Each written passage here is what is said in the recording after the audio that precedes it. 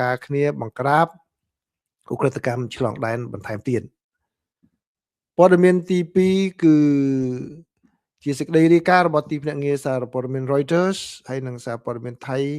ជាច្រើនដូចជា Bangkok Post ហើយនិង Khawsod ក៏បានផ្សាយផងដែរគឺបានដឹងថាប្រទេសថៃគាត់សាងសង់របងអចិន្ត្រៃយ៍ចប់ដំណាក់កាលទី1បាទក្រោយពីទោះបីក្រោយពីមានការប៉ះទង្គិចជាមួយនឹងកម្ពុជាក៏ប៉ុន្តែរបងនេះគឺក៏មានការច្រឡំគឺនៅក្នុងតំបន់ដែលមានការឯកភាពគ្នាយូរមកហើយតាំងពីមុនការប៉ះទង្គិចគ្នាបាទប៉ុន្តែការដាក់ចំណងជើងពេលខ្លះធ្វើឲ្យយើងមានការច្រឡំគិតច្រឡំផងដែរបាទព័ត៌មានទី3នេះគឺជាសេចក្តីរាយការណ៍របស់សារព័ត៌មាន Khawsod ណាគឺបន្ទាប់ពីនិយាយម្ដងហើយកម្ពុជាប្រតិកម្មឥឡូវនេះរដ្ឋមន្ត្រីការបរទេសថៃនឹងបានចេញមកនិយាយម្ដងទៀតហើយលើកនេះគឺបន្ទោសកម្ពុជាវិញថាជាអ្នកបិទទ្វារមិនឲ្យមានការចរចាព្រំដែនគោកនឹងគឺថាមិនដល់ជាប់កាំងបាទការលើកមុនគាត់និយាយថាអូកម្ពុជាប្រើអ៊ុនក្លោះនឹងចឹងបិទទ្វារសម្រាប់ការចរចាព្រំដែនគោកតែពេលកម្ពុជាប្រតិកម្មទៅវិញទៅឥឡូវនេះគាត់ចេញមកវិញនិយាយទេមកបន្ទោសកម្ពុជាវិញម្ដងមកបន្ទោសកម្ពុជាទៀតបាទអញ្ចឹងខ្ញុំនឹងជូនថាតើគាត់និយាយយ៉ាងម៉េចលោកស្រាស័កភួងកាត់កែវនៅក្នុងព័ត៌មានពិស្ដារណាបាទហើយព័ត៌មានទី3នេះគឺជាការវិវត្តមួយផ្សេងទៀតគឺឥឡូវនេះក្រុមប្រតិភូធុរកិច្ចអាមេរិកអាស៊ានណាបាទបានជួបនាយករដ្ឋមន្ត្រីរបស់កម្ពុជាហើយបានបញ្ជាក់ជាថ្មីនៅការផ្ដល់សេវានិងផលិតផលរបស់សហរដ្ឋអាមេរិកដែលមានគុណភាពខ្ពស់ហើយចង់នាំចូលបន្ថែមទៀតពង្រីកបន្ថែមទៀតនៅក្នុងទីផ្សាររបស់កម្ពុជាហើយព័ត៌មានចុងក្រោយនេះគឺជាការវិវត្តគួរឲ្យចាប់អារម្មណ៍ផងដែរគឺ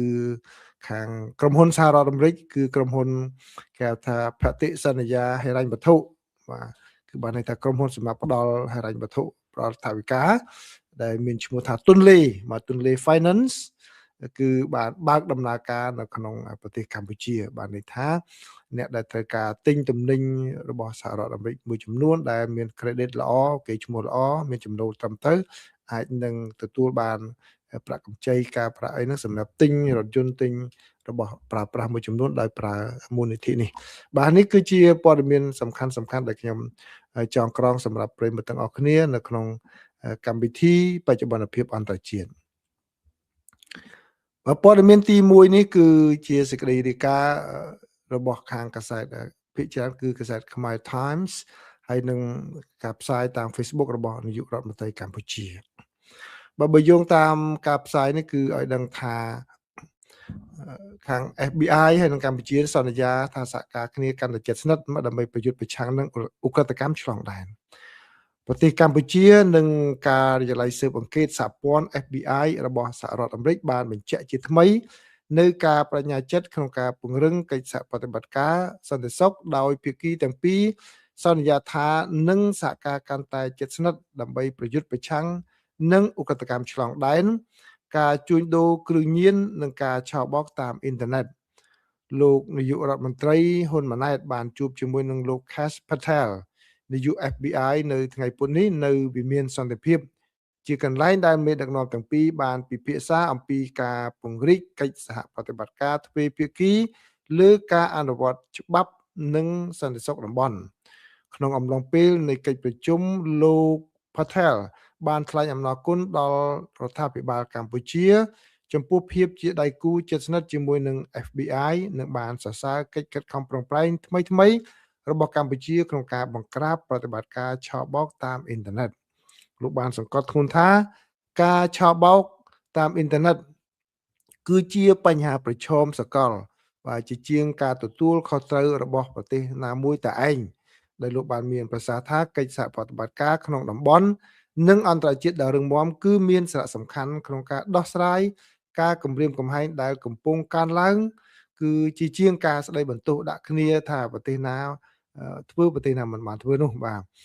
លោក Patel បានបញ្ជាក់ជាថ្មីនៅការបដិញ្ញាចិត្តរបស់សហរដ្ឋអាមេរិកក្នុងការបន្តគាំទ្រនិងភាពជាដៃគូជាមួយភ្នាក់ងារអនុវត្តច្បាប់របស់កម្ពុជាលោកក៏បានសម្ដែងទំនុកចិត្តផងដែរថា ទំនាក់ទំនងកម្ពុជាសហរដ្ឋអាមេរិកនឹងបន្តពង្រឹងជាការឆ្លើយតបវិញគឺលោកហ៊ុនម៉ាណែតបានស្វាគមន៍ចំពោះសន្ទុះវិជ្ជមាននៃទំនាក់ទំនងទ្វេភាគីលើគ្រប់វិស័យរួមមានសេដ្ឋកិច្ចពាណិជ្ជកម្មវិនិយោគទុនការពារជាតិនិងសន្តិសុខលោកនាយករដ្ឋមន្ត្រីបានមានប្រសាសន៍ថាកម្ពុជានិងសហរដ្ឋអាមេរិកបានសហការរក្សាកិច្ចសហប្រតិបត្តិការប្រកបដោយប្រសិទ្ធភាពក្នុងវិស័យសន្តិសុខនិងបានបញ្ជាក់ជាថ្មីអំពីការបញ្ញាចិត្តរបស់កម្ពុជាក្នុងការធ្វើការយ៉ាងជិតស្និទ្ធជាមួយទីក្រុង Washington ដើម្បីប្រយុទ្ធប្រឆាំងនឹងឧក្រិដ្ឋកម្មឆ្លងដែនការជួញដូរគ្រឿងញៀនការក្លែងបន្លំឆបោកតាមអ៊ីនធឺណិតជាដើមលោកហ៊ុនម៉ាណែតក៏បានប្រកាសផងដែរថាកម្ពុជានឹងធ្វើជាម្ចាស់ផ្ទះនៃសន្និសីទអន្តរជាតិស្តីពីការប្រយុទ្ធប្រឆាំងនឹងការឆបោកតាមអ៊ីនធឺណិតនៅក្នុងខែកញ្ញាឆ្នាំ2026ដែលមានគោលបំណងពង្រឹងកិច្ចសហប្រតិបត្តិការអន្តរជាតិដើម្បីដោះស្រាយបញ្ហាប្រឈមក្នុងតំបន់និងសកលលោកដែលបង្កឡើងដោយការឆបោកតាមអ៊ីនធឺណិតលោកក៏បានថ្លែងអំណរគុណដល់សហរដ្ឋអាមេរិកចំពោះកិច្ចសហប្រតិបត្តិការជាបន្តបន្ទាប់របស់ខ្លួនក្នុងការចែករំលែកព័ត៌មានស៊ើបការសម្ងាត់និងកម្មវិធីកសាងសមត្ថភាពសម្រាប់មន្ត្រីអនុវត្តច្បាប់កម្ពុជាមុននឹងបញ្ចប់កិច្ចប្រជុំលោកហ៊ុនម៉ាណែតនិងលោកប៉ាថែលបានផ្លាស់ប្ដូរទស្សនៈលើអតិភិបនាពេលអនាគតសម្រាប់កិច្ចសហប្រតិបត្តិការសន្តិសុខកម្ពុជាសហរដ្ឋអាមេរិក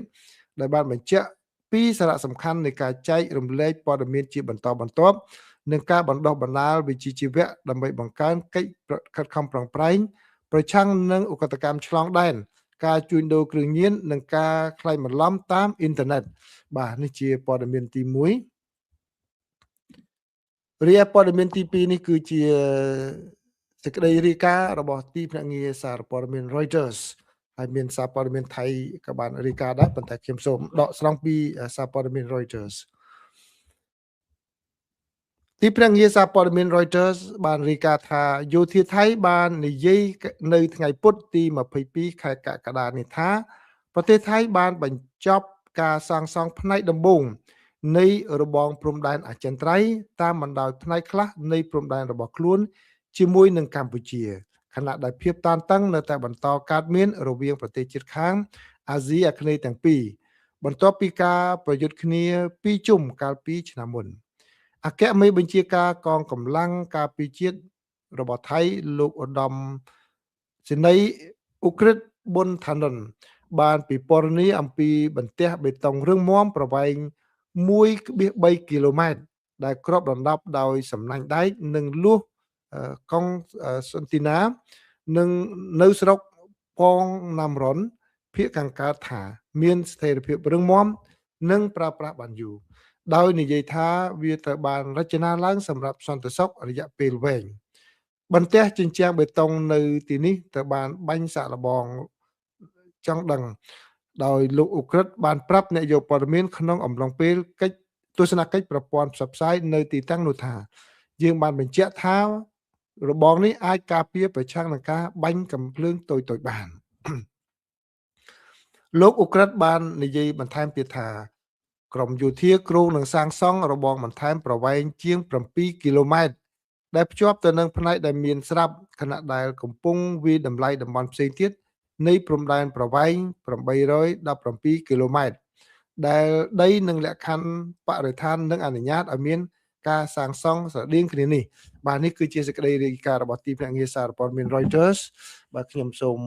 បន្ថែមយោបល់កន្លែងហ្នឹងតិចបាទគឺកន្លែងនេះគឺជាកន្លែងដែលបានឯកភាពគ្នាក្នុងពេលកន្លងមកហើយណាកន្លែងនេះគឺមានការកំណត់ព្រំដែននឹងត្រឹមត្រូវមានបង្គោលកំណត់បានត្រឹមត្រូវរួចហើយក៏ប៉ុន្តែគ្រាន់តែពេលដែលថៃគាត់ធ្វើហ្នឹងគឺបើវាអាចនឹងធ្វើឲ្យមានការភ័ន្តច្រឡំបន្តិចដែរនៅក្នុងមជ្ឈដ្ឋានមួយចំនួនដែលតែងតែគិតអំពីអវិជ្ជមានណាបាទគឺតែងតែពីអវិជ្ជមានគឺចង់សម្ដៅទៅលើអវិជ្ជមានសម្ដៅទៅលើប្រទេសកម្ពុជាហ្នឹងធ្វើឲ្យមានការច្រឡំចឹងដូច្នេះអ្នកដែលចំណេញនេះគឺខាងថៃគេចំណេញរឿងហ្នឹងក៏ប៉ុន្តែថៃក៏រងសម្ពាធពីផ្ទៃក្នុងមកដែរគឺពីព្រោះគាត់បានរៃអង្គាសថវិកាសម្រាប់សាងសង់របងដែលគាត់បានចេញប្លង់តាំងពីលើកមុននោះបាទលើកមុនដែលមានសារព័ត៌មានផ្សាយយូរមកហើយដោយមូលនិធិហ្នឹងគឺខាងស្ដេចកូនស្ដេចស្រីរបស់ថៃនោះបាទ បានរៀបចំលេខឥឡូវមិនមែនជាកូនស្ដេចទេដូចជាប្អូនស្ដេចវិញហើយបាទលោកស្រីចាស់ស្ត្រីមួយហ្នឹងបាទគឺបានរៃអង្គាថវិកាហ្នឹងសម្រាប់យកមកសាងសង់អញ្ចឹងដូច្នេះទាហានថៃក៏ត្រូវតែមានកាតព្វកិច្ចត្រូវចំណាយលុយហ្នឹងដើម្បីសាងសង់នៅកន្លែងហ្នឹងបាទអញ្ចឹងគឺអាចនឹងមានការបកស្រាយប៉ុន្តែខ្ញុំដឹងរឿងហ្នឹងជ្រៅជាងនឹងបន្ថែមទៀតដែលខ្ញុំមិនអាចនិយាយបានទេរឿងជ្រៅហ្នឹងគឺមិនមែនជារឿងដែលអាក្រក់សម្រាប់កម្ពុជាទេការពិតវាជារឿងល្អសម្រាប់កម្ពុជាប៉ុន្តែខ្ញុំសូមមិននិយាយពេលខ្លះពីព្រោះកិច្ចការខ្លះបើកាលណាយើងនិយាយបាទវាមិនចំណេញដល់កម្ពុជាបែរជានាំរឿងរ៉ាវទៅវិញបាទដូច្នេះខ្ញុំគ្រាន់តែបញ្ជាក់ប្រាប់ថាកន្លែងនេះគឺមានការឯកភាពគ្នាត្រឹមត្រូវពីមុនមកទេណាបាទព័ត៌មានទី3នេះគឺជាសេចក្តីរាយការណ៍របស់សារព័ត៌មានខៅសូតបាទខៅសូតគឺបានរាយការណ៍ឲ្យដឹងថាឥឡូវហ្នឹងគឺលោករដ្ឋមន្ត្រីក្រសួងការបរទេសថៃនឹងចេញមកនិយាយទៀតណាបាទដោយបន្ទោសកម្ពុជាម្ដងបាទបើតាមសេចក្តីរាយការណ៍របស់ខាងខៅសូតហ្នឹងគឺឧបនាយករដ្ឋមន្ត្រីនិងជារដ្ឋមន្ត្រីការបរទេសថៃគឺលោកសៀស័កពុងកិតកែវហ្នឹងបាននិយាយថាគឺកម្ពុជាទេមិនមែនថៃទេដែលបានបញ្ចប់ការចរចាព្រំដែនទ្វេភាគីដោយជ្រើសរើសការប្រើប្រាស់អនុសញ្ញាអង្គការសហប្រជាជាតិស្តីពីច្បាប់សមុទ្រអ៊ុនក្លូសហ្នឹងជាជាងឲ្យការសន្ទនាគ្នាដោយផ្ទាល់ជាមួយនឹងគ្នាបាទអញ្ចឹងគាត់ដករឿងនោះបញ្ចូលពេញទាំងអស់តែម្ដងដោយថ្លែងនៅខាងក្រៅកិច្ចប្រជុំរដ្ឋមន្ត្រីការបរទេសអាស៊ាននៅទីក្រុងម៉ានីល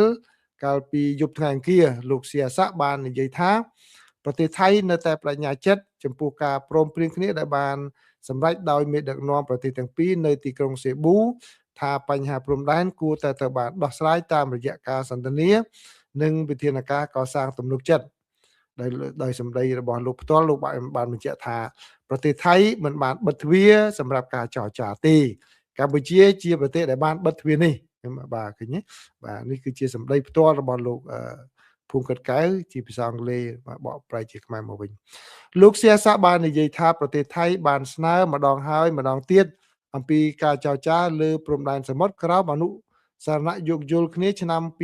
2001ដោយអះអាងថាវឌ្ឍនភាពលើបញ្ហាសមុទ្រអាចជួយជំរុញការពិភាក្សាលើព្រំដែនគោកលោកបានចោទសួរថាហេតុអ្វីបានជាកម្ពុជាបន្តការផ្សះផ្សាដោយបង្ខំដោយមិនបានធ្វើការចរចាទ្វេភាគីជាមុនសិនបាទលោកនិយាយនេះអត់បាននិយាយដល់ពេលដែលគាត់លុប MOU 2001ហ្នឹងដោយខ្លួនឯងបាទឥឡូវគាត់ទៅថាគាត់សុំសន្ទនាគ្នាក្រោម MOU 2001ទៅវិញបាទលោកក៏បាននិយាយផងដែរថាការអំពាវនាវរបស់កម្ពុជា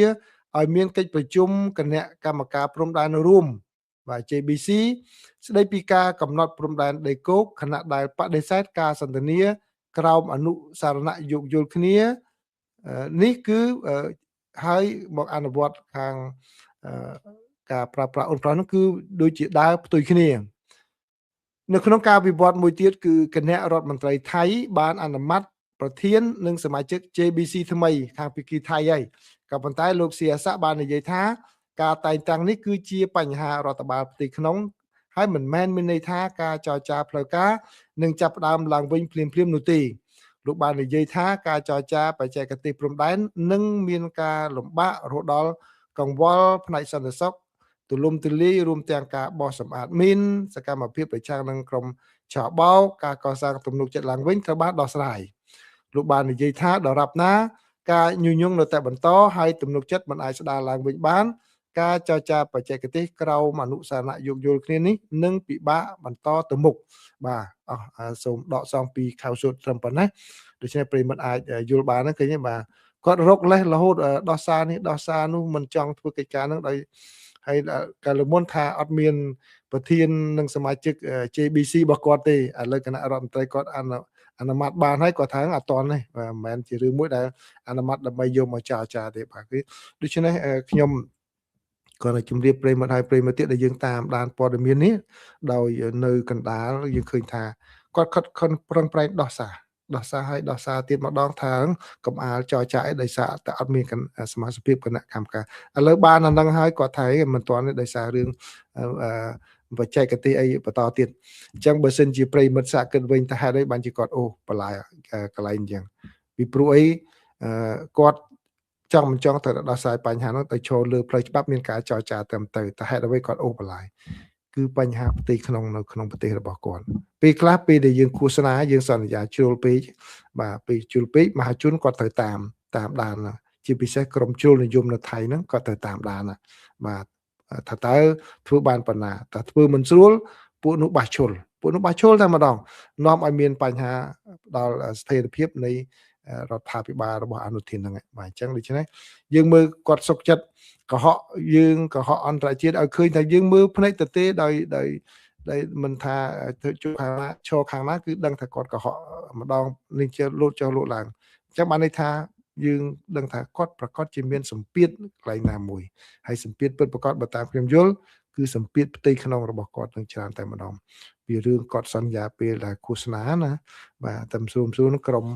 ជ្រុលនិយមរបស់ថៃនឹងគឺបះហើយបាទអញ្ចឹងប្រិមិត្តវិញយល់យ៉ាងណានេះគ្រាន់តែជាការយល់ឃើញរបស់ខ្ញុំទេបើប្រិមិត្តយល់ឃើញផ្សេងពីហ្នឹងសូមចូលរួមជាមតិយោបល់ផងបា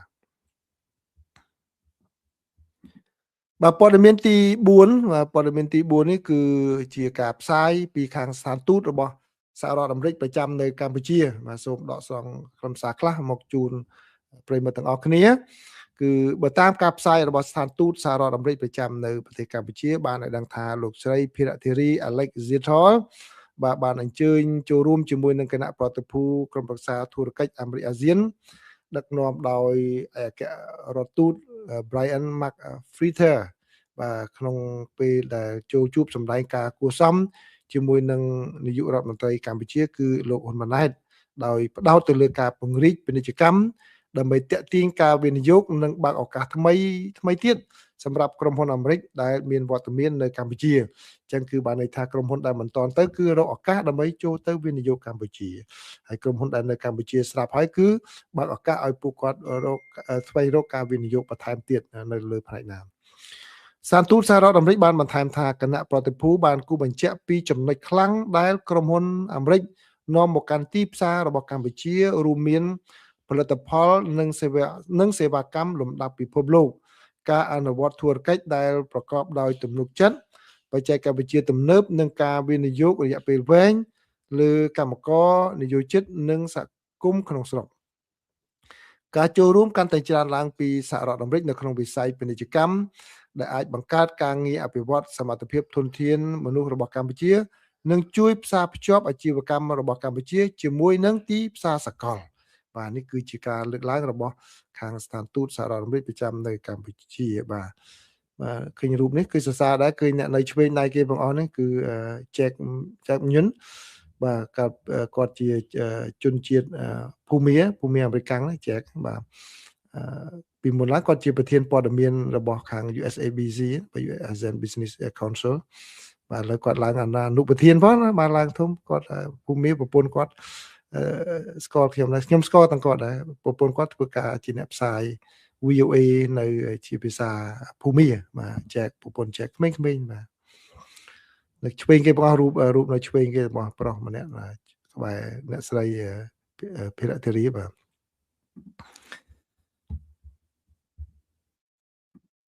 បាទព័ត៌មានទី5ព័ត៌មានចុងក្រោយនេះគឺជាការផ្សាយរបស់ស្ថានទូតរបស់សហរដ្ឋអាមេរិកប្រចាំនៅកម្ពុជាផងដែរបាទគឺបើតាមស្ថានទូតសហរដ្ឋអាមេរិកបានឲ្យដឹងថាលោកស្រី Catherine Diop អនុប្រធានស្ដីទីនៃស្ថានទូតសហរដ្ឋអាមេរិក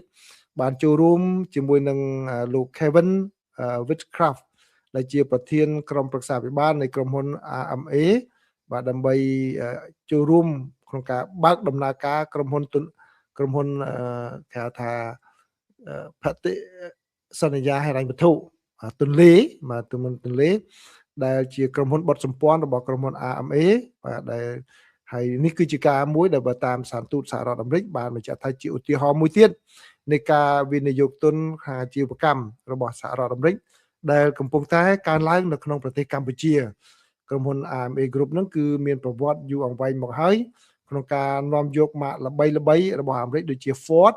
Swenson និង Krispy Kreme មកជូនអតិថិជនកម្ពុជាបាទហើយស្ថានទូតបានបន្ថែមថាជាមួយនឹងការបើកដំណើរការគ្រឹះស្ថានបតិសន្យាហិរញ្ញវត្ថុទន្លេបាទ finance នៅកម្ពុជាគឺក្រុមហ៊ុន RMA Group កំពុងពង្រីកលទ្ធភាពទទួលបានហិរញ្ញប្បទានដែលមានទំនួលខុសត្រូវដែលជាគ្រឿងការគ្រប់គ្រងដ៏សំខាន់មួយសម្រាប់កំណើនសេដ្ឋកិច្ចនៅទូទាំងប្រទេសកម្ពុជាហើយស្ថានទូតបានបញ្ជាក់ថាសហរដ្ឋអាមេរិកបន្តគ្រប់គ្រងបរិយាកាសអាជីវកម្មបើកចំហដែលមានតម្លាភាពនិងមានការប្រកួតប្រជែងនៅក្នុងប្រទេសកម្ពុជាដែលជំរុញការច្នៃប្រឌិតពង្រីកជំរើសរបស់អ្នកប្រើប្រាស់និងជំរុញការអភិវឌ្ឍសេដ្ឋកិច្ចប្រកបដោយចីរភាពហើយស្ថានទូតបានអបអរសាទរដល់ក្រុមហ៊ុន AMA Group និងក្រុមនិងគ្រឹះស្ថានបតិសន្យាហិរញ្ញវត្ថុទន្លេបាទនៅក្នុងការបើកឱកាសវិនិយោគនៅកម្ពុជាបន្ថែមទៀតនេះបាទដូច្នេះក្នុងមួយរយៈពេលនេះគឺដូចជាមានព័ត៌មានពីសហរដ្ឋអាមេរិកច្រើនជាពិសេសការសន្យាវិនិយោគផងកិច្ចសហប្រតិបត្តិការជាបន្តបន្ទាប់ទាំងខាងផ្នែកសន្តិសុខនិងខាងយោធាផងដែរបាទសង្ឃឹមថាការដំណើរការទៅមុខបានល្អប្រសើរបាទអញ្ចឹងអរគុណប្រិយមិត្តច្រើនដែលចូលមកទទួលយកការចែករំលែកព័ត៌មានរបស់ខ្ញុំនេះបាទលើសូមត្រឡប់មកមើលប្រិយមិត្តដែលទៅចូលក្រោយគេបាទលោកពូសុផាជំរាបសួរលោកពូសុផាចូលមកចិត្តចប់អត់ដែរបាទជំរាបសួរលោកពូចន្ទរិទ្ធក៏ថាយោបល់គេធ្វើសកម្មភាពញុះញង់តាមតំបន់ដែលថៃកាន់កាប់ខុសច្បាប់នឹងការនិយាយបែបនេះដើម្បីលួងចិត្តពួកជួលនិយមថៃដែលគ្រប់គ្រងរដ្ឋាភិបាលក្រោមការឃោសនារបស់អនុទិនបាទចន្ទរិទ្ធនិយាយនឹងត្រូវនៅភ្ជាប់រឿងមាននឹងឆោបបោកទៀតយីលោកអាសាបាហ្នឹងzone phone ក៏ថាតាសៀមនិយាយកុហកចង់បានដីយើងស្លាប់ទៅទូដីយើងយកទៅហើយចង់តែប្រាប់ពាក្យធ្ងន់បែបហ្នឹងទេបាទប៊ូណាចាស់ធ្វើដូចម៉េចបើធ្វើការជាមួយគ្នាហាត់អ្វីធ្វើតែឯងបាទបរមីសហក៏ចូលដែរណា